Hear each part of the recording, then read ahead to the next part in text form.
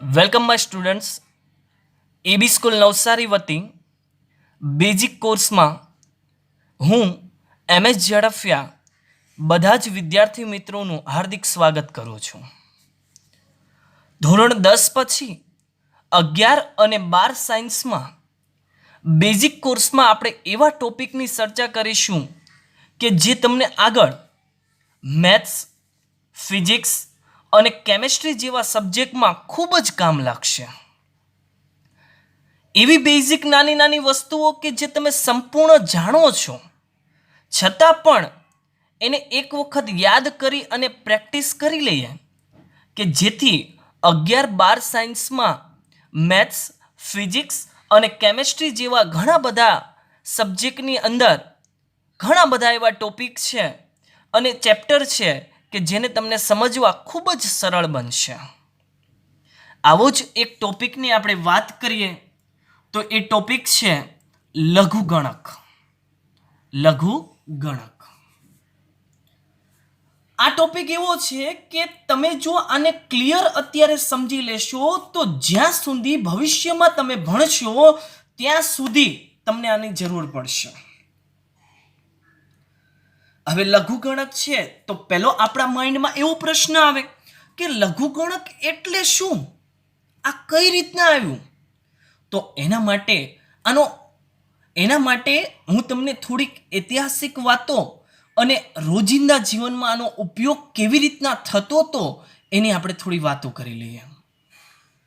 17મી સદીમાં John Napier નામના ગણિતશાસ્ત્રીએ વિશ્વ સમક્ષ લઘુગણકના વિચારની રજૂઆત કરી.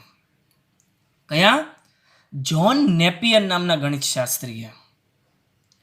જ્હોન નેપિયર નામના ગણિતશાસ્ત્રીએ વિશ્વ સમક્ષ લઘુગણકની રજૂઆત તો કરી પણ એણે લઘુગણક માટે જે લોગ ટેબલ જોઈએ છે તે બનાવ્યો નહીં. તો લોગ ટેબલ માટે હેનરી બિક્સ ઇંગ્લેન્ડના એક ગણિતશાસ્ત્રી છે, એણે લઘુગણક માટેનું લોગ ટેબલ બનાવ્યું અને તમે બધા જ વિદ્યાર્થી મિત્રોએ લોગ ટેબલ જોયું જ હશે.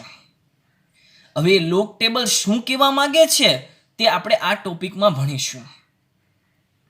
જો તેના ઉપયોગની હું વાત કરું તો મોટી મોટી ગણતરીઓ, ખૂબ જટિલ ગણતરીઓ હોય એને સરળ બનાવવા માટે આપણે લઘુગણકનો ઉપયોગ કરીશું, જે તમે 11 અને 12 સાયન્સમાં તમે આગળ આપણે જ્યારે ચેપ્ટર સ્ટાર્ટ કરીશું ત્યારે તમે જોઈ શકશો.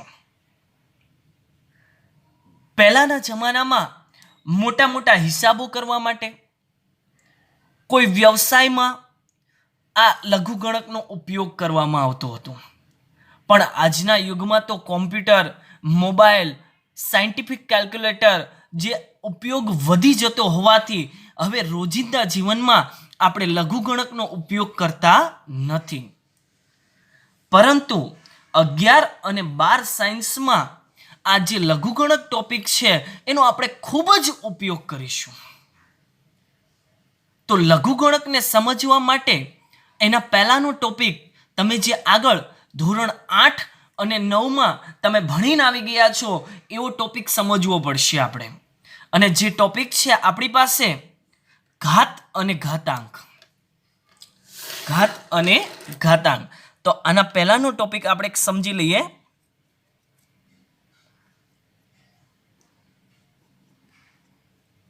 ઘાત અને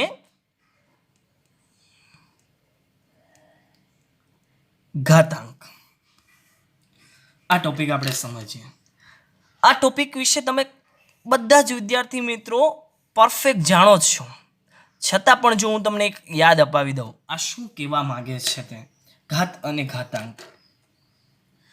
તો ગણિતમાં કોઈ એક સંખ્યાના એક એકથી વધુ વખતના પુનરાવર્તિત ગુણાકારને દર્શાવવા આપણે કોઈ સમય ઘાતાંકનો ઉપયોગ કરીએ છીએ.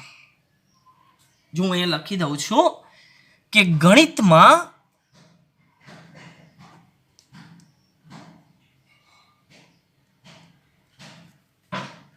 કોઈ એક સંખ્યા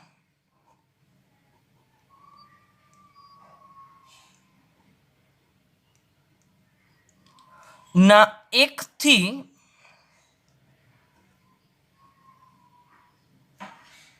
વધુ વખતના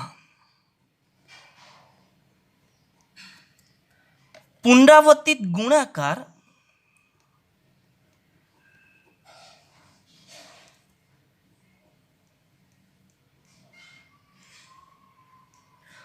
ને દર્શાવવા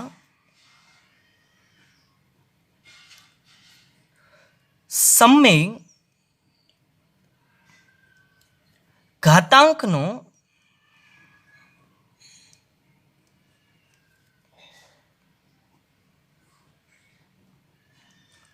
ઉપયોગ થાય છે.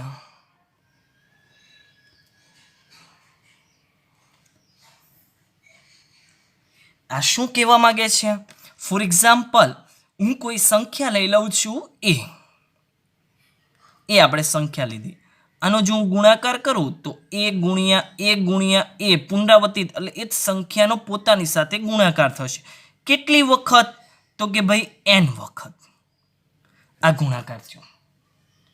તો આને જો આપણે દર્શાવવું હોય તો આપણે શું દર્શાવતા હતા? એ જે અલગ અલગ સંખ્યા, એકને એક સંખ્યા ગુણાકારમાં છે તે કેટલી વખત છે? n વખત. તો આની ઘાતમાં આપણે n લખતા હતા. તમને ખ્યાલ જ છે આ બધું. એને આપણે શું કહેતા હતા? આધાર કહેતા હતા. અને n ને આપણે શું કહેતા હતા? ઘાતાંક કહેતા હતા. જો આ એ છે, આને આપણે શું કહેતા હતા? આધાર. અને આ n છે, એને આપણે શું કહેતા હતા? ઘાતાંક કહેતા હતા. આ બધું તમને ખ્યાલ જ છે. ગણિતમાં ઘાતાંકની રજૂઆત અતિ મહત્વનો ટોપિક છે અને તે ખૂબ જ ઉપયોગી પણ પુરવાર થયેલ છે. હવે લઘુગુણક જો તમારે સમજવું હોય તો લઘુગુણક છે એ આ ઘાતાંકમાંથી જ બનેલો એક ભાગ છે. ઘાતાંકનો જે ટોપિક છે એમાંથી જ આ લઘુગુણક બને છે. ક્લિયર? તો પહેલા તો આપણે ઘાતાંક માટેના બેઝિક નિયમો આપણે યાદ કરી લઈએ. બેઝિક નિયમો. તો હું અહીંયા લખું છું નિયમ.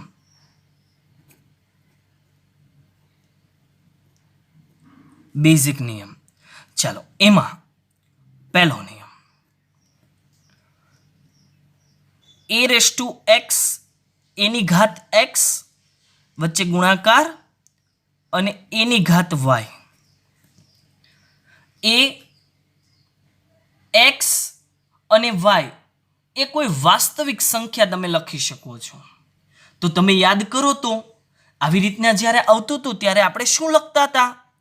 જો આનો આધાર એ છે અને બંનેના આધાર સરખા અને બંને ગુણાકારમાં, તો તમે એવું લખતા હતા કે એની ઘાતમાં આપણે સરવાળો કરતા હતા. તો એ એનો આધાર, એની ઘાતમાં આપણે લખશું x + y. આપણે જો આવું લખતા હતા. એક ઉદાહરણ દ્વારા સમજીએ આને તો વધારે ક્લિયર થશે. ચાલો, 2⁻³ વચ્ચે ગુણાકાર અને 2⁻4. જો બંનેના આધાર કયા? 2 અને બંને છે ગુણાકારમાં, તો આધાર સરખા, બંને ગુણાકારમાં, તો ઘાતમાં શું થશે? સરવાળો. એટલે 3 + 4, એટલે આપણે અહીંયા લખાય 2⁷ લખાશે. ક્લિયર? ઓકે. બીજો નિયમ જોઈએ આનો કે એની ઘાત x આખાના ભાગાકારમાં એની ઘાત y. જો આ નિયમ તમે યાદ કરો તો શું લખ્યું હતું તમે? કે જો આધાર સરખા બંને ભાગાકારમાં, તો આધાર એનો એ જ રાખતા હતા અને ઘાતમાં બાદબાકી કરતા હતા. યાદ આવે છે? ચાલો હજી એક ઉદાહરણ લઈ લો આને સમજવા. પણ ઉપરનું જ લઈ લઈએ કે 2⁴ એના છેદમાં 2⁻3. જોઈ શકો છો આધાર સરખા, બંને ભાગાકારમાં, ઘાતમાં બાદબાકી. તો 2 ઉપરની ઘાત 4 એમ જ અને નીચેની ઘાતને બાદબાકી કરશો તો અહીંયા રહેશે આપણે 2 એની 1 ઘાત, 2ની 1 ઘાત એટલે 2 કહેશું આપણે. નેક્સ્ટ આગળ ત્રીજો નિયમ છે એની ઘાત x અને આખા પદની ઘાત છે આપણી પાસે y. તો જ્યારે આવી ઘાતની ઘાત આવે છે ત્યારે આપણે શું કરતા હતા? ઘાતમાં ગુણાકાર કરતા હતા. જો આ રીતના આ ઘાતમાં ગુણાકાર કરતા હતા આપણે. તો આના માટેનું એક ઉદાહરણ હું તમને આપું તો 2ની ઘાત છે 3 અને આખાની ઘાત છે 4 એટલે ઘાતની ઘાત બની. તો ઘાતમાં ગુણાકાર કરો તો 2ની 3 અને 4નો ગુણાકાર એટલે 3 ને 4 એટલે કે 12 એટલે 2ની 12 ઘાત થશે. 4 નંબરનો પોઈન્ટ. એ ગુણાકારમાં b અને આખાની ઘાત x છે. તો આ બંને સંખ્યાને તમે ગુણાકારમાં છે અને આખાની ઘાત x છે તો આ ઘાત છે એ બંનેને તમે અલગ આપી શકો. એની x ઘાત ગુણ્યા bની x ઘાત આવી રીતના લખી શકાય. ચાલો એનું પણ એક ઉદાહરણ સમજી લઈએ કે 10ની 5 ઘાત છે. 10ની 5 ઘાત. હવે તમારે સાદુરૂપ આપવું છે તો 10 એટલે 5 ગુણ્યા 2 કહેવાય અને આખાની ઘાત છે 5. 2 ગુણ્યા 5 પણ લખી શકો ને. જો a એટલે 2, b એટલે 5. તો ઘાત બંનેને અલગ આપું તો 2ની 5 ઘાત અને 5ની 5 ઘાત આવી રીતના લખાશે. અને લાસ્ટ એક નિયમ જોઈએ આ ઘાતાંકનો 5 નંબરનો કે a અને b બે સંખ્યા ભાગાકારમાં હોય અને આખાની ઘાત x છે. અહીંયા ગુણાકારમાં છે, અહીંયા ભાગાકારમાં છે. તો અહીંયા પણ તમે ઘાત બંનેને અલગ આપી શકો. આના માટેનું જો એક ઉદાહરણ આપણે સમજીએ તો ફોર એક્ઝામ્પલ આવી રીતના છે કે 2/3 આખાની ઘાત 5. તો બંનેને ઘાત અલગ આપો તો શું લખાય? 2ની 5 ઘાત એના છેદમાં 3ની 5 ઘાત આવું લખાશે. હવે આ ટોપિક તમને ખ્યાલ જ હતો, મેં તમને યાદ અપાવી દીધો. હવે ઘાતાંકની મદદથી આપણે લઘુગુણક સમજવાનું છે. ઘાતાંક મેં તમને એટલા માટે સમજાવ્યું કેમ કે લઘુગુણકનો સંપૂર્ણ આધાર ઘાતાંક ઉપર રહેલો છે. ઓકે, હવે જો હું શરૂઆત કરું છું લઘુગુણકની તો પહેલો પ્રશ્ન કે લઘુગુણક એટલે શું? લઘુગુણક આવે કઈ રીતના? તમે 10મા ધોરણમાં ધારો કે લોગના કોઈ દાખલામાં ઉપયોગ કર્યો હોય તો તમે ડાયરેક્ટ લખતા હતા કે ભાઈ log 2 એટલે લખી દેતા હતા 0.3010. બહુ ફેમસ છે અને ઇઝી. પણ એ ક્યાંથી આવે છે, કઈ રીતના કામ કરશે એ આપણને ખબર હતી નહીં. તો લઘુગણક તમને સમજાવવા માટે હું એક ઉદાહરણ લઈ રહ્યો છું. જો અહીંયા તમને લખી દઉં છું કે ભાઈ લઘુગણક છે શું?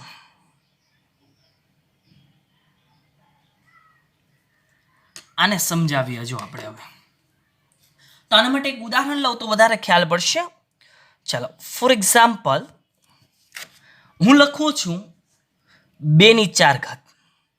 2ની 4 ઘાત. બધાને જ આનો આન્સર ખબર છે. 2ની 4 ઘાત એટલે કેટલી થાય? 16. 2ની 4 ઘાત એટલે શું કહેવા માંગે તે કે 2 ગુણ્યા 2 ગુણ્યા 2 ગુણ્યા 2 એટલે 4 વખત. 2 નો ગુણાકાર એની જ સાથે કેટલી વખત ઘાત છે એટલી વખત 4 વખત. એટલે આના માટે આપણે આનો આન્સર 16 લખતા હતા. ક્લિયર? આનો આન્સર આપણે શું લખ્યું? 16. 2 ની 4 ઘાત એનો આન્સર 16 થશે. ઓકે, હવે જો હું એવો પ્રશ્ન કરું છું, આજે ઉદાહરણ આપ્યું એવો પ્રશ્ન હતો કે 2 ની 4 ઘાત કેટલા થાય? તો તમે કહેશો 16. હવે મારો પ્રશ્ન એવો છે, જોજો ખાસ સમજો, મારો પ્રશ્ન એવો છે કે 2 ની કેટલી ઘાત કરું તો 16 જવાબ મળે. ફરીથી જો હું પ્રશ્ન બોલું છું, 2 ની કેટલી ઘાત કરું તો જવાબ મને 16 મળે છે. હવે મારો પ્રશ્ન એ છે, તો એના માટે જો હું દર્શાવું તો એ જે આપણને આન્સર, એ ક્વેશ્ચનનો આન્સર મળવાનો છે એ શું બની ગયું? લઘુગણક બની ગયું. ફરી એક વખત રિપીટ કરીએ કે ભાઈ 2 ની 4 ઘાત એટલે 16. તો પ્રશ્નને ચેન્જ કરી દઉં કે ભાઈ 2 ની કેટલી ઘાત બરાબર 16. તો એ શું કહેવા માંગે છે? જો હું અહીં લખી દઉં, મારો પ્રશ્ન શું કહે છે તે. પ્રશ્ન મારો એવો છે કે 2 ની કેટલી ઘાત કરતા જવાબ 16 મળે છે. એટલે લખવું હોય તો શું લખાય? 2 એની ઘાત કેટલી આપણને નથી ખબર, અને આનો જવાબ કેટલો મળે છે? 16 મળે છે. ખબર પડે છે? તો આજે આપણે ઘાત દર્શાવવાની છે. આજે મેં પ્રશ્નાર્થ ચિહ્ન કર્યું છે. આ શું બની જવાનું છે? હવે લઘુગણક બની જવાનું છે. ક્લિયર? હવે આને જો સાંકેતિક સ્વરૂપમાં લખાણ કરવું હોય, સાંકેતિક સ્વરૂપમાં, તો આવી રીતના લખાશે વિદ્યાર્થી મિત્રો. જો આને સાંકેતિક સ્વરૂપમાં હું લખાણ કરું તો આના માટે આવું લખાશે કે લોગ, LOG. ખરેખર આને લોગેરિધમ વંચાય, લખાય પણ એવું, પણ આપણે ટૂંકમાં લખીએ છીએ લોગ. લોગેરિધમ એટલે લઘુગણકનું અંગ્રેજી નામ છે. જો આનો આધાર શું હતો? 2. એટલે અહીંયા લખશું આપણે 2. આન્સર શું મળતો હતો? 16. ઓકે, 16. અને અહીંયા એની ઘાત કેટલી હતી? 4. ક્લિયર? જો લઘુગણક સ્વરૂપમાં દર્શાવવું હોય આને, તો એને આવી રીતના દર્શાવી શકાય. એટલે ક્યાં કઈ વસ્તુ દર્શાવવાની છે તો તમારા જાણ ખાતર માટે જો હું લખી દઉં તો આ 2 એટલે આપણે એનો આધાર દર્શાવીશું. આધાર અહીંયા જે મળે તે એની ઘાત છે, અને અહીંયા ઉપર જે લખવાનું છે એ આપણે ઉપર મુજબ, આની મુજબ જો લખું તો જે જવાબ મળે છે તે, જે જવાબ મળે છે તે, એટલે આ લઘુગણકમાં આપણે દર્શાવીશું. જો આવા જ હું તમને બીજા ઉદાહરણ આપું છું, ચાલો સમજવા ખાતર, તો તમે ફટાફટ આન્સર બોલી દેશો. હવે મને તો આને સમજવા ખાતર એક બીજા ઉદાહરણ લઈ લઈએ આપણે. તો હું અહીંયા લખું છું ફોર એક્ઝામ્પલ લોગ, અહીંયા આધાર એનો 5 અને અહીંયા 5. અને વંચાય શું જો હું તમને કહી દઉં કે લોગ 16 આધાર 2. શું વંચાય? લોગ 16 આધાર 2. લખી દઉં અહીંયા બાજુમાં, ચાલો લખી દઉં. અને વંચાય લોગ 16 આધાર 2. આવું આપણે વાંચીશું. ક્લિયર? ઓકે, જો એક ઉદાહરણ, લોગ 5 આધાર 5. એટલે આપણે સમજવાનું શું કે 5ની હું કેટલી ઘાત કરું તો આન્સર મને 5 મળે છે. વિચારો, 5ની કેટલી ઘાતે આન્સર 5 મળે? કે ભાઈ એક જ ઘાતે 5 એકા 5 એટલે 5ની 1 ઘાત કરું તો આન્સર મને શું મળવાનો છે? 5 મળી જવાનો છે. ઓકે, જો હું એક બીજું ઉદાહરણ તમને આપું તો log 4 અને 64. તો 4ની કેટલી ઘાત કરું તો મને 64 મળે?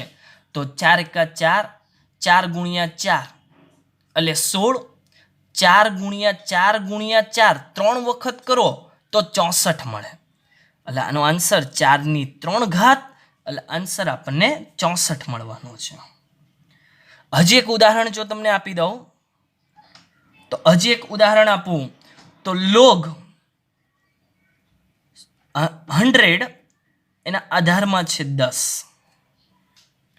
10ની કેટલી ઘાત કરતા આપણને 100 મળશે?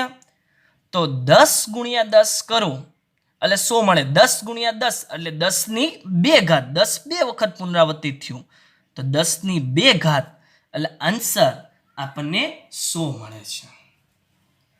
પણ તકલીફ હવે જો ક્યારે પડે કે પ્રશ્નમાં તમને જવાબ આવો ડાયરેક્ટ લખતા ન આવડે, એટલે કે આવું જો કોઈ ઉદાહરણ હોય તો આપણે કઈ રીતના કામ કરશું? નેક્સ્ટ પેજમાં જોઈએ.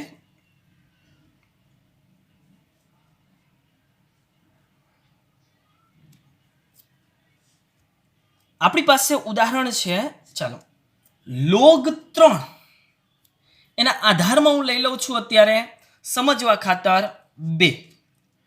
log 3 આધાર 2. વિચારો તો આન્સર શું આવે? શું કીધું ખબર પડી તમને? આવો જો કોઈ પ્રશ્ન હોય, એક્ઝામ્પલ આપણે અહીંયા આપી દઈએ, આગળ 4 હતા તો 5, log 3 એના આધારમાં 2. તો 2ની હું કેટલી ઘાત કરું તો જવાબ મને 3 મળે છે. તો વિદ્યાર્થી મિત્રો, આ તમને ડાયરેક્ટ અથવા મને પણ મૌખિક આન્સર આવડશે નહીં. તો આનો આન્સર મેળવવા માટે આપણે લોગ ટેબલની જરૂર પડે. લોગ ટેબલ વગર આ આન્સર આપણે આપી શકીએ નહીં. અમુક ગણતરી જાતે થઈ જાય, પણ અમુક ગણતરી આપણે જાતે નથી કરી શકતા ત્યારે આપણે ફરજિયાત કેનો ઉપયોગ કરવો પડે છે? લોગ ટેબલનો ઉપયોગ કરવો પડે છે. એટલે આ થયું લઘુ ગુણક. એટલે મારા ખ્યાલે હવે તમને ક્લિયર ખબર પડી ગઈ હશે કે લઘુ ગુણક એ શું કહેવા માંગે છે, કેવી રીતના આવ્યું, એનો ઉપયોગ કેવી રીતના કરી શકાય. તો હવે આપણે મેથ્સની ભાષામાં જો એની વ્યાખ્યા સમજીએ. આની વ્યાખ્યા જો હું તમને સમજાવું તો આની વ્યાખ્યા હું લખું છું અહીંયા. આપને આન્સર ખબર નથી, આ તમારે જોવા માટે, જવાબ માટે અહીં હું લખું છું, જવાબ માટે લોગ ટેબલની જરૂર પડે.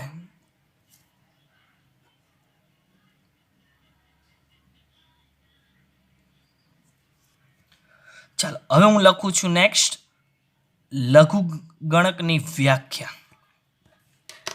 જો વ્યાખ્યા માટે હું લખું, જો એની ઘાત x બરાબર y થાય તો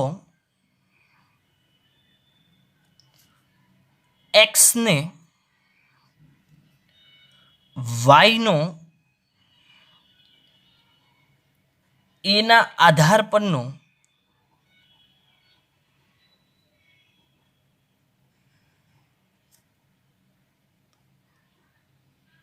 લઘુગણક કહે છે.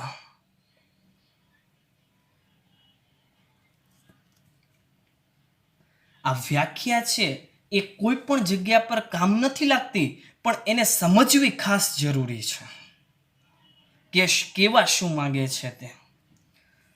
ચાલો હવે વ્યાખ્યાને સમજવા માટે આપણે એક ઉદાહરણ લઈ લઈએ.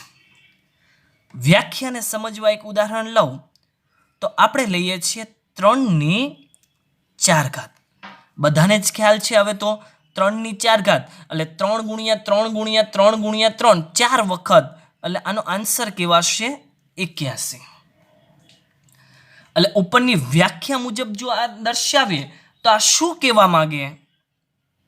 વ્યાખ્યા મુજબ દર્શાવીએ તો આ શું કહેવા માંગે કે ભાઈ 4 ને 81 નો 3 ના આધાર પરનો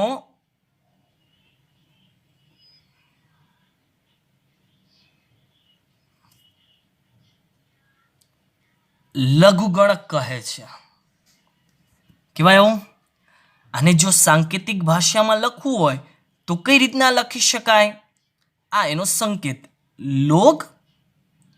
ચાલો, આધારને આપણે ક્યાં લખવાનું છે? 3 આધાર છે તો અહીંયા એના આધારમાં લખશું 3.